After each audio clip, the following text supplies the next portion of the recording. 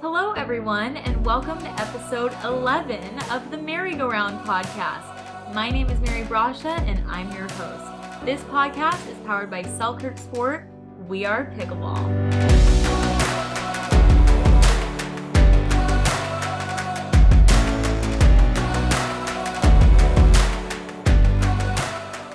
This is the 11th episode. 11 is my lucky number. I was born on December 11th. I'm just getting so excited for the month of December and Christmas time. It's just the best time of the year. I was on the plane home from Daytona and I did watch Elf, and it hadn't even been Thanksgiving yet. But I love that movie. I was laughing out loud, and my mom looked over at me and was like, people are trying to sleep. But I reference Elf on the pickleball court all of the time. You know, if I miss a shot, I'll often say, son of a nutcracker.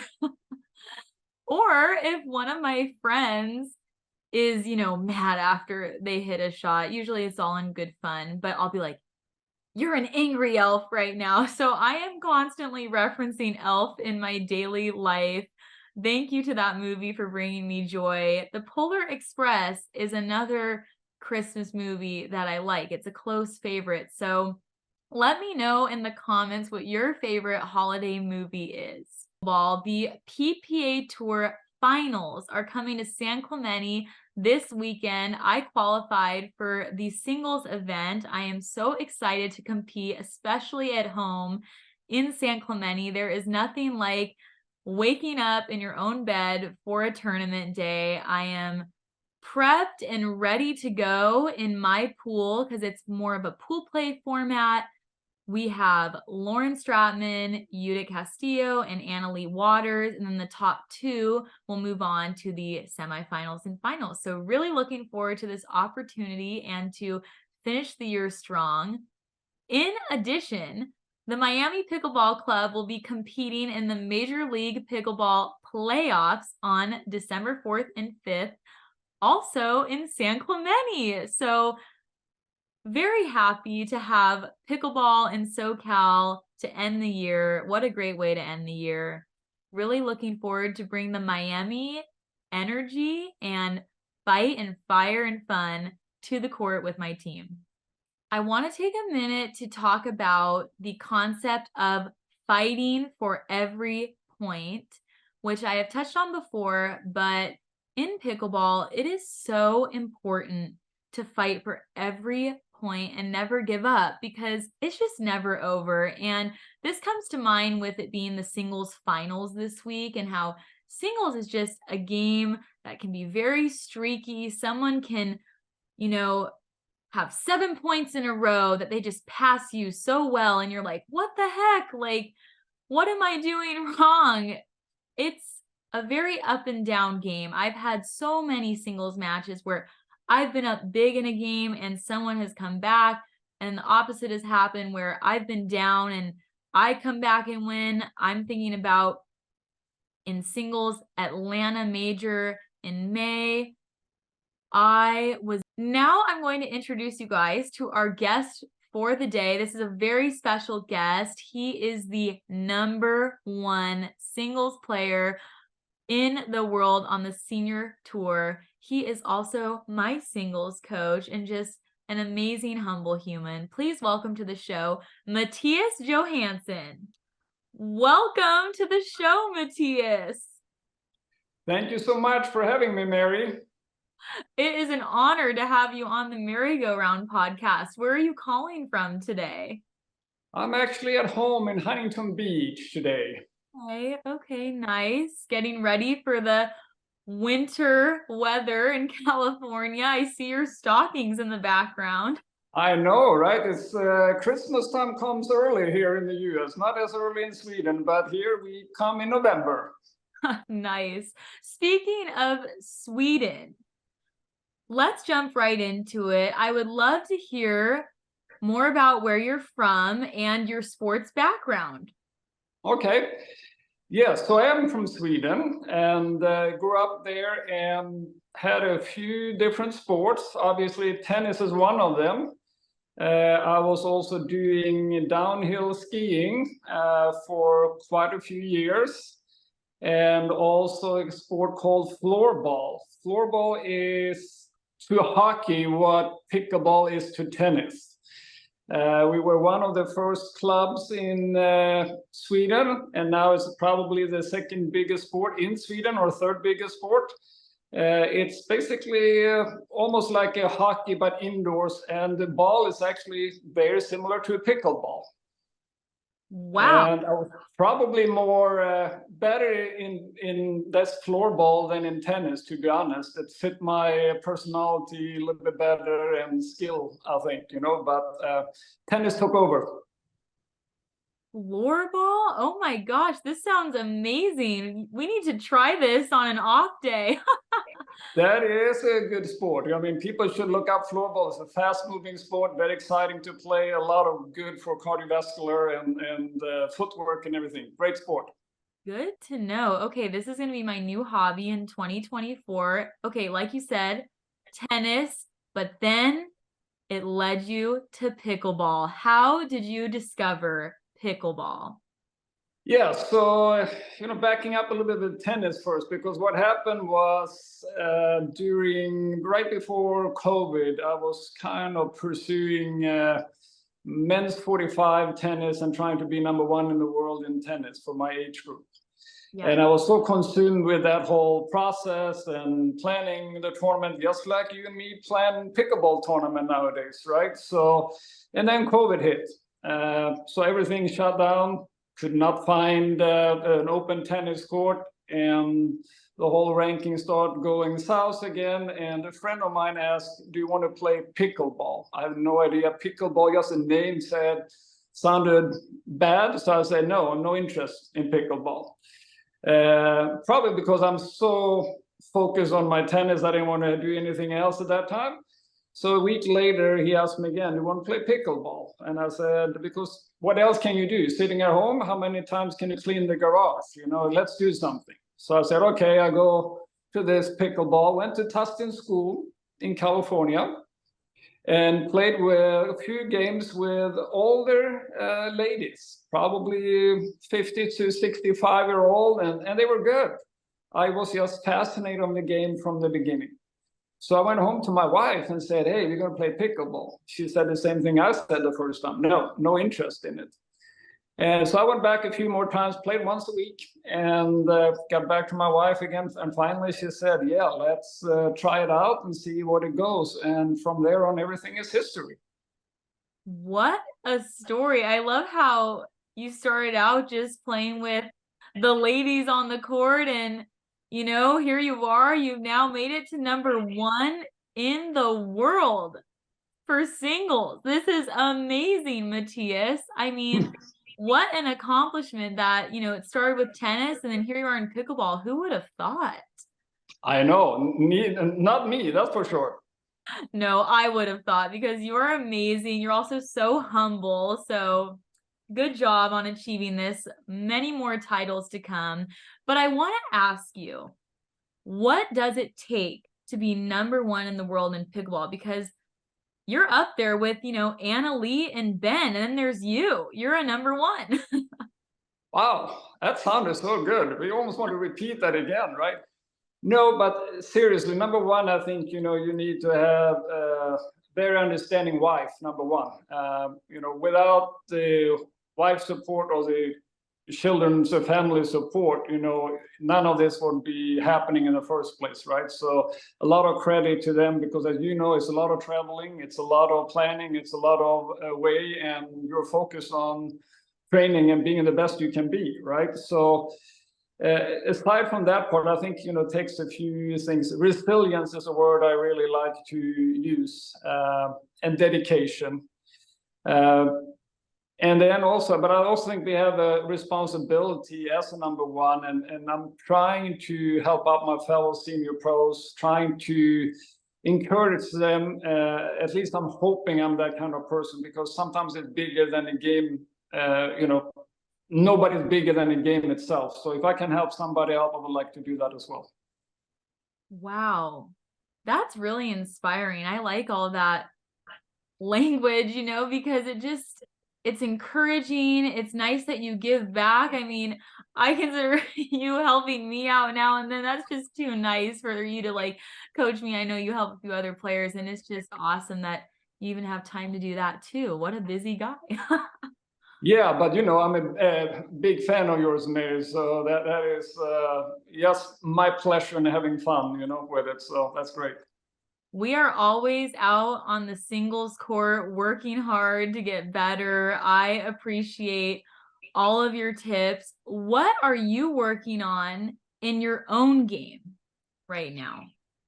Yeah, so my own game really, as of this time, my brain is wired a little bit differently, I think, from most people. So until somebody will beat me consistently week after week in a tournament, I have this big reserve plan that when that happens, I will start working on a few things that are back on my mind. So specifically for singles, I'm really trying us to maintain a certain level as of this time. Physically, I have some issues with back and knee, especially knee. So the amount of training I can do is a little bit limited on court. So I'm really trying to focus on the mental aspect of pickleball and do a lot of visualization, for example, and other mental exercises to try just to make up for the court time that I cannot do at this time. Wow. Visualization is such an important thing to take you to the next level. I remember you telling me about visualization, and we won't reveal all of our secrets on the podcast. I mean, this is something that I think a lot of athletes need to do. You need to see yourself winning. You need to believe in yourself. You need to prepare for these big matches. And that's something I've definitely been trying to do in my game. So I really appreciate you sharing that, because that is important. Yeah, I think so. Thank you, Mary. Yes. Mattias, why singles? I know you play both singles and doubles, and you've been really focusing on the doubles game as well recently, but what makes singles so intriguing to you in pickleball? I think, it's a few things with it. Number one is, having the opportunity to, being a college coach, first of all, I'm around young people a lot. And having this opportunity to train with yourself, Connor, other young people, it keeps me young. I feel like it keeps an edge over my older people. And just, exchanging ideas with you guys is such a great feeling for me to hopefully, it's a give and take relationship there. One idea that you tell me and one idea that I tell you, and it clicks. And as long as I'm able to, that you guys get something little out of those practice, I would love to keep that going. So for that reason, it's kind of one of the best feelings I have and why I'm playing singles. The other part of it is, I'm kind of a math person, meaning I like statistics, I like probability, I like angles. So if in singles, you actually you're in control of yourself, your own shots. And based on that shot, the logic in me tells me where the next ball is coming. So I really like to being able to control my own destiny. You cannot blame it on anybody else afterwards, right? Because you executing the shot, you have all the chances in the world to have a chance to win or lose. And not to say that I don't like doubles, because I do enjoy doubles a lot, but doubles, my partner's brain doesn't work the same as my brain, and his decision or her decision may be equally as good or better than mine. But if I'm not seeing the same thing that they have in their mind, then I just being reactive. And I think I'm pretty slow reactor, to be honest. So that means that I always will be in my heels and much more defensive minded than what I can create when I create myself, if that makes sense. Oh, it totally makes sense. I think that's all good info. Definitely being able to control what you can control on the court. I also feel like in singles, what's great right now is the game of pickleball itself is just growing and changing every day. And there's always something new to learn. I feel like when you and I are training, we're always coming up with something new that we can work on. And it's just such an exciting thing to be able to keep learning and growing, on and off the court. So good info. Exactly. Good. And how do you balance coaching college tennis still and being number one in the world at a sport? I mean, that is crazy to me. Yeah, no, I mean, it is a little difficult. So, when I feel that I have trained good, I feel confident in my game when I go into the tournament. But certain part of the year when we travel a lot with, I have both teams, men's and women's team, away a lot, matches here and there. And when I know that I'm not training a lot and I'm not mentally prepared, I'm trying to be, but you haven't had the reps in. That's when, self-confidence goes away. You may be able to get away with it for a tournament here and there, but in the long run, I can feel it coming, and it's just a slow downhill where the timing is off, your movement is off, and all of a sudden, somebody's there just to put you down, ready to put you down easily, right? And that's not a good feeling. But on the other hand, when you have a chance to train a lot, then those things will be the opposite. You feel that you're in very good shape, you feel quick, you feel timing is there, you feel opposite, unbeatable at that time, right? So, and we are not, but that's how you feel, and that's what confidence does when you feel like you have put in the hours into it. But it's a juggle, so certain parts of the year I'm feeling very, very vulnerable, so to speak, when I'm on the court. That is interesting information, and consistency is key. Confidence is key. That is good insight once again, Mattias. Wow, I think you need to write a book when you retire from pickleball. That's right. That's great. Moving on, you started the Senior Pro Tour this year. Share with the viewers a little more about this. All right. So the idea from the beginning kind of was, without stepping on people's toes here, right? It's a kind of a little bit sensitive subject in one way, but we felt like the Senior Pros was about to disappear, to be honest. I think the current tours that was going on, we start having a much more diminishing role than we've had in the past. And I'm not saying that's a bad thing. That's everybody has their own right to make a business decision what is best for their tour. But that's not really what the Senior Pro felt was the right decision, right? Younger pros, some also expressed some concern of sharing prize money, sharing court times previously with the Senior Pros, which I understand as well, right? So logically, the Senior Pros should have their own home, meaning we should have our own tour and separate what you guys are doing. You're fantastic in what you guys are doing. And hopefully we have an audience that wants to watch us, the Senior Pros, only because I have a lot of people coming up to me and actually said, you are 50 something, I'm 50 something. I don't necessarily can relate how good the regular pros are because it's out of my reach. But you being in the same age as me, if I can see you doing this, it's possible to do this. It gives me hope and it gives me encouragement to see what I can do. So that's really, how, if we're moving on to the Senior Pro Tour here, how we can, how can I say this?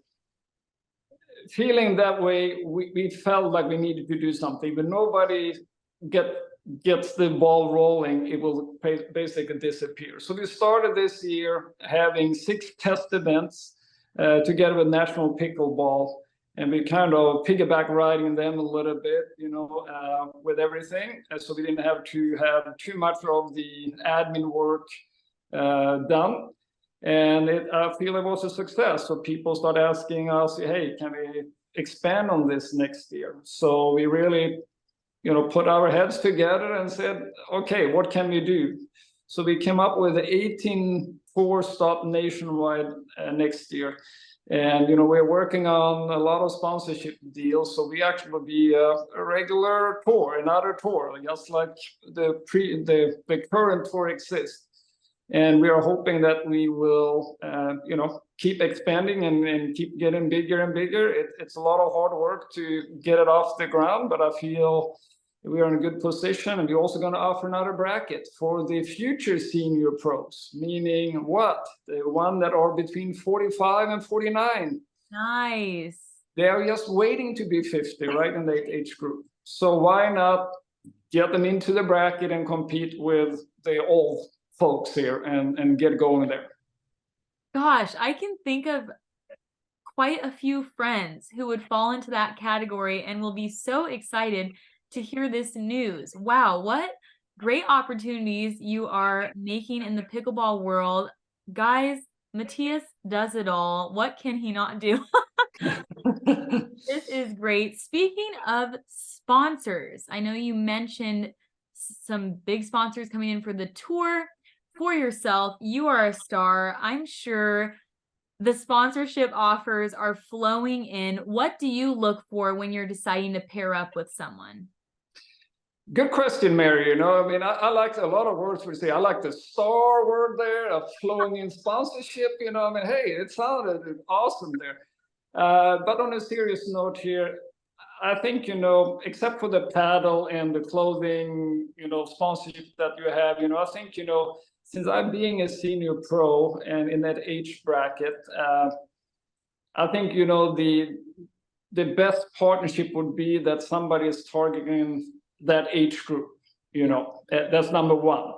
And also, somebody that really believes in what I believe in. Pickleball has changed America. Pickleball has saved America almost, the way it has gone. And I'm talking from a socially standpoint, from a physical standpoint, and from a mental health standpoint. All the things, is such an important thing. I don't know how many people that I know of that maybe were not in great shape and they start playing pickleball and they've turned their life around. And with that comes, being in better mental shape as well, because not only pickleball consume your mind, right? You need to start about thinking, the game is start getting into your head, but also, you're feeling better because you go socially. The community of pickleball is so big and so welcoming. So obviously, for that reason, you start feeling that you belong to it. So if a company have the same philosophies I have, that is the ultimate goal, what I would like to partner up with those companies, because we can share and we can spread the word of the love for pickleball that we have, but it's definitely a place for partnerships as well. Wow, could not have said it better. Pickleball is just the best, Mattias. I feel like that's why we get along so well. I mean, and look at how pickleball brought us together as friends, and you're my coach. It's just crazy. Like, this sport really changes lives, and it brings so much joy into everyone's life that I know that plays it. So yep. If you don't know what pickleball is and you're listening to this podcast, get on the train. The pickleball train is only going and going and going. This is just the beginning. You would not think that, courts are popping up all over, more and more players, but I still believe this is just the beginning of pickleball. It's going to be much, much bigger than what it is today. Oh, for sure. Pickleball rocks. I want to kind of start wrapping things up, but want to get your insight on how you think pickleball can grow globally in the future. Yes, that's a tricky one, right? How it can grow in the future. I think, it's a few things. It needs to be people willing to, travel and introduce the game and being ambassadors. I have a friend, Alex Simon, he's a senior pro tour. He just went to a couple of African countries and introduced it there. And you'll see the joy and happiness, both from his side was sharing this opportunity and giving back to those countries, and the joy from the one who received his help to introduce pickleball there is amazing to see. So people like Alex, other pros that are willing to donate the time for the greater good of pickleball, and not just staying in the bubble. It could be, getting outside your comfort zone.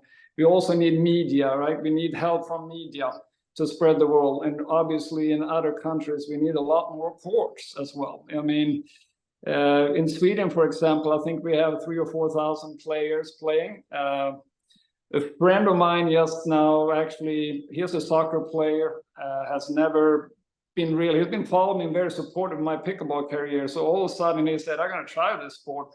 And he just tried 2 months ago. And after the first try, he is a pickleball addict more than anything. He probably even will come over next year sometimes and join me on the senior pro tour, right? So if you just see how easy it is, addicting pickleball is, and the mind changing. So hopefully we can all come together and figure out a way how we can keep spreading this love for the greatest sport ever invented. Totally agree. Mattias, if you ever take a trip to Sweden to grow pickleball there, you're going to have to let me know, because I want to go to Europe and beyond, to all over the world, and grow this sport. I think it is so important to get everyone involved. And like you said earlier, it does change lives. So yeah, we'll be looking forward to many exciting things to come. Mattias, we are wrapping up your time on the MaryGoRound podcast, but I always like to ask, if you were going to a karaoke bar on the weekend, maybe when you're done winning a tournament, what is your go-to karaoke song? That is number one. It is, if my name would be drawn to sing, I would run out of that place or hide in the bathroom. That would be number one. If for whatever reason people got me on the stage and put on the music, I have to do it. I think we have to go with what is down? Is it called Down to the Paradise City? Is that the name of it? Guns N' Roses? Yeah. No. Yeah. Okay. So it has to be the classic rock song that, and get everybody going on and, getting the jacket off and rock and roll. Wow, you will start the party with that one. That is a fun one, Mattias. Good choice. Good. Well, thank you so much, Mattias, for coming on the MaryGoRound podcast. I really appreciate you giving your time to do this. And I also just appreciate all of the help you have given me in my pickleball journey, and the coaching and advice and singles. I mean, you have helped take my game to another level. And I just know we're getting started on the journey, and there's just going to be lots of good things to come and good vibes. And thank you. Thank you, Mary. And yes, I'm going to just say that one thing. Yes, people are going to watch up for Mary next year. That's for sure. Can't wait for it. Thank you. And thank you to everyone who tuned into this episode of the MaryGoRound podcast. We will see you next time. Bye. Bye. Thank you.